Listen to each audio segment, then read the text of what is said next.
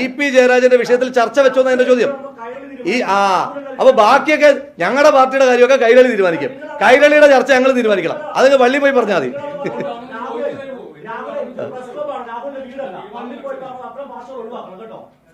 ഇത് പ്രസ് ക്ലബ്ബാണ്, ഇത് പ്രസ് ക്ലബ്ബാണെന്നുള്ള ബോധ്യം എനിക്കുണ്ട്.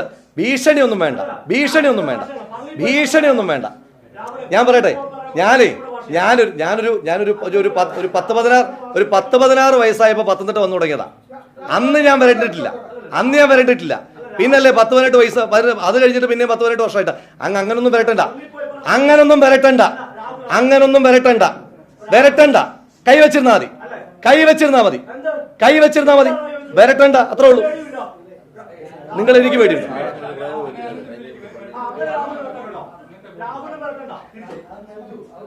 എന്റെ പൊന്നു സഹോദര, പള്ളിയിൽ പോയി പറഞ്ഞാൽ മതി എന്ന് പറഞ്ഞതിനകത്ത് എന്താ കുഴപ്പം? ഇത്ര പ്രകോപിതനാകേണ്ട കാര്യം നിങ്ങൾ? ഇത്ര പ്രകോപിതനാകേണ്ട കാര്യം എന്താ? ഞാൻ മാധ്യമ സമ്മേളനത്തിന് വിളിച്ച് അനുവാദം വാങ്ങിച്ചിട്ട് വന്ന ആളാ. നിങ്ങളുടെ അതിഥിയാ, നിങ്ങളുടെ വായിരിക്കുന്ന കേൾക്കാൻ വന്ന ആളല്ല. ഞാൻ മോശമായി പറഞ്ഞ വാക്ക് പറ. ഞാൻ പറഞ്ഞ അൺപാർലമെന്ററി ആയിട്ടുള്ള വാക്ക് നിങ്ങൾ പറ. കുറെ നേരമായല്ലോ തുടങ്ങിയിട്ട്. ഒരു അൺപാർലമെന്ററി വാക്ക് പറ. ഞാൻ ഈ മാധ്യമ സമ്മേളനം 50 വർഷമായിട്ട് നടത്തി, 50 മിനിറ്റായിട്ട് നടത്തി. നിങ്ങൾ തന്നെ പറഞ്ഞു. ഞാൻ പിണറായി വിജയൻ പറയുന്നതിന്റെ കൂട്ട് നിങ്ങളെ വിളിച്ചെടുത്തിട്ട് ചെറ്റത്തരം നിങ്ങൾ കാണിക്കുന്നത് ഞാൻ പറഞ്ഞോ?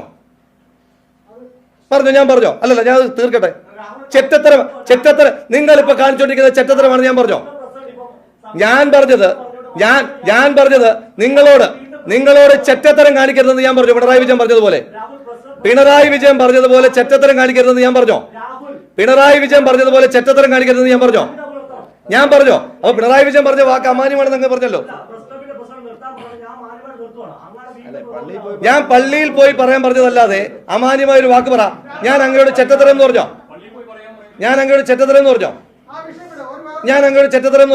അങ്ങ് ഇപ്പൊ കാണിച്ചുകൊണ്ടിരിക്കുന്ന ചെറ്റത്തരമാണ്, മാധ്യമ പ്രവർത്തനമല്ല എന്ന് ഞാൻ പറഞ്ഞോ? എന്ത് പ്രകോപനം ഉണ്ടാക്കിയേ? അങ്ങാണ് കുറെ നേരമായിട്ട് പ്രകോപനം ഉണ്ടാക്കിയത്.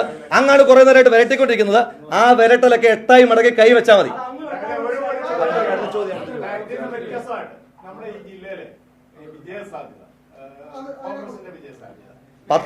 പത്തനംതിട്ടയിൽ വലിയ വിജയം ഇന്ത്യൻ നാഷണൽ കോൺഗ്രസിന് UDF ഉണ്ടാകും. അതായത് ഒരു ആശങ്കയും വേണ്ട. ഞാൻ പറയുന്നത് എല്ലാ കാലത്തും വോട്ടിംഗ് ശതമാനം കുറഞ്ഞതിന് വേറൊരു കാരണം ഞാൻ പറയാം. വോട്ടിംഗ് ശതമാനം കുറഞ്ഞതിന് എൻ്റെ 2 റീഡിംഗ് ഞാൻ പറയാം. ഒന്ന്, 2019 പാർലമെന്റ് തെരഞ്ഞെടുപ്പിലെ ലിസ്റ്റ് ക്ലീൻ ലിസ്റ്റായിരുന്നു. മരണപ്പെട്ടവരുടെയും നാട്ടിലില്ലാത്തവരുടെയും ലിസ്റ്റ് പൂർണ്ണമായി ഒഴിവാക്കിയിട്ടുള്ളൊരു ക്ലീൻ ലിസ്റ്റായിരുന്നു 2019 പാർലമെന്റ് തെരഞ്ഞെടുപ്പിൽ. ഈ തെരഞ്ഞെടുപ്പിലേക്ക് എത്തുമ്പം ലിസ്റ്റ് ക്ലീൻ അല്ല.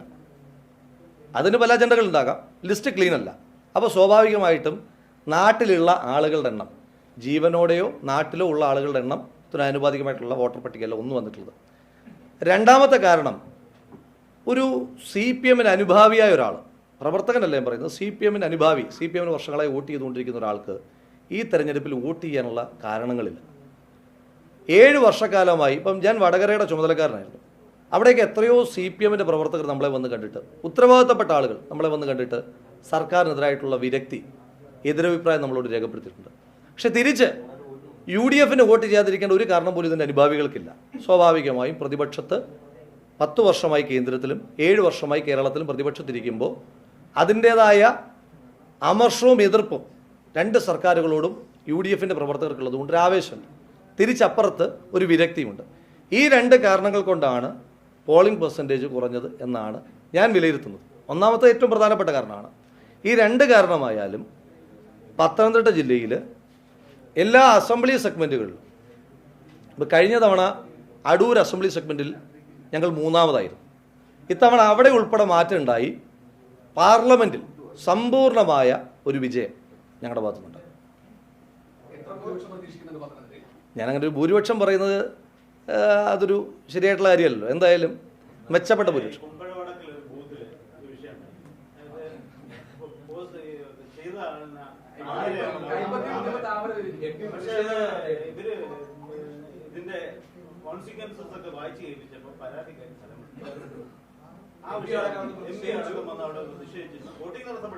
അല്ല, സ്വാഭാവികമായിട്ടും ഇപ്പോൾ അടൂരൊക്കെയും അങ്ങനെ 1-2 പ്രശ്നങ്ങളൊക്കെ ഉണ്ടായിരുന്നു. അത് പിന്നെ ഈ കുമ്പഴയിലെ പോലെ ആ ഗ്രാവിറ്റിയിൽ മാധ്യമങ്ങൾ റിപ്പോർട്ട് ചെയ്തില്ല എന്നുള്ളൂ. സ്വാഭാവികമായിട്ടൊരു പുതിയ സിസ്റ്റം. ഒന്ന്, ഉദ്യോഗസ്ഥരായിട്ടുള്ള ഒരുപാട് ആളുകൾക്ക് ഇതിലില്ലാത്തൊരു പരിചയക്കുറവുണ്ട്, ഉദ്യോഗസ്ഥർക്ക് പരിചയക്കുറവുണ്ട്. പിന്നെ വോട്ട് ചെയ്യാൻ വരുന്ന ആളുകൾക്കും, ഇപ്പം വോട്ട് ചെയ്യാൻ പോകുന്ന ആളുകൾക്ക് ഒരുപാട് ആശങ്കയുണ്ട്. ഇതെങ്ങനെയാണ്, ഇത് ശരിയാകുന്നുണ്ടോ, ഞാൻ കുത്തിയത് തന്നെയാണോ വി വി പാറ്റിൽ വന്നത് എന്നൊക്കെ പറഞ്ഞിട്ടുള്ള കൺഫ്യൂഷൻസ് ആളുകൾക്കുണ്ട്. അതിനപ്പുറം അത് എനിക്കറിയില്ല. ഞാൻ സ്വാഭാവികമായിട്ട് എം പിയുടെ വോട്ടർ ഒരു ആശങ്ക പറയുമ്പോൾ എം പി അത് റേസ് ചെയ്യില്ലേ? എം പിയുടെ വോട്ടർ ഒരു ഗൗരവം അല്ല. ഞാൻ പറഞ്ഞത് അത് എം പി ഉണ്ടാക്കിയ ഒരു കാര്യമല്ലല്ലോ. എം പിയോടൊരു വോട്ടർ കൺസേൺ പറയുകയാണ്. അദ്ദേഹം 15 വർഷക്കാലമായി പാർലമെന്റ് മെമ്പറായിരുന്ന നാട്ടിലെ ആളുകളുടെ കൺസേൺ പറയുമ്പോൾ ആ കൺസേണിനെ അദ്ദേഹം അഡ്രസ് ചെയ്യണോ? അല്ല,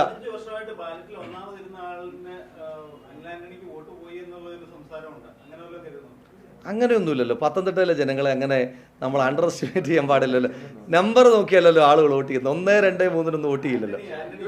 അങ്ങനെയൊന്നുമില്ല. എ കെ ആന്റണി പറഞ്ഞല്ലോ, എൻ്റെ മകൻ തോക്കും, ആന്റോ ആന്റണി ജയിക്കും എന്ന് കേട്ടിട്ടല്ലേ ആളുകൾ വന്നിട്ട് വോട്ട് ചെയ്യുന്നത്.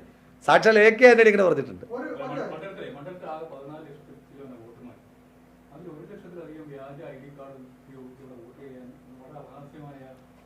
ഞാൻ പറയുന്നത് കേരള പോലീസ് വളരെ മോശമാണ്.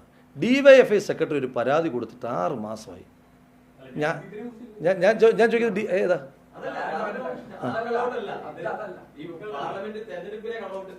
എങ്ങനെ?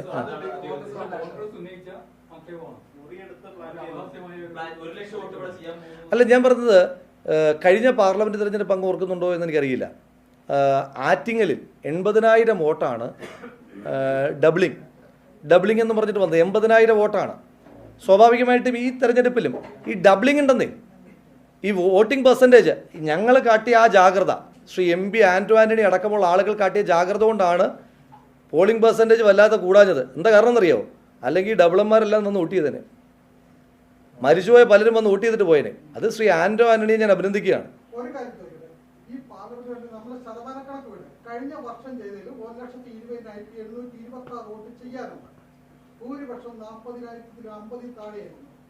ഇത് ചെയ്യാനുള്ള UDFന്റെ കണക്കെടുപ്പ് പ്രകാരം തന്നെ 60,000-ൽ പരം വോട്ട് UDFിനെ പരമ്പരാഗതമായി ചെയ്യുന്ന വോട്ടിൽ നിന്നാണ് കുറവ് വന്നിരിക്കുന്നത്. അങ്ങനെ സംഭവിച്ചാൽ ആന്റോ ആന്റണിയുടെ ആത്മവിശ്വാസം 10,000-ൽ താഴെയായിട്ട് തോമസ് ഐസക് കയറി പറഞ്ഞു. UDFന്റെ കണക്ക് അങ്ങനെയാണോ?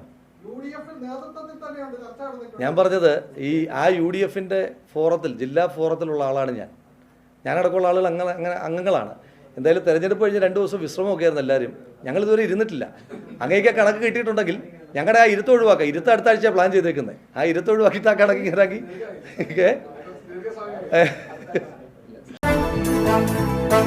i2i News, an eye for truth. i2i News subscribe ചെയ്തിട്ടില്ലാത്തവർ ഇപ്പോൾ തന്നെ സബ്സ്ക്രൈബ് ചെയ്യുക. നോട്ടിഫിക്കേഷൻ ലഭിക്കുവാൻ ബെൽ ബട്ടണും അമർത്തുക.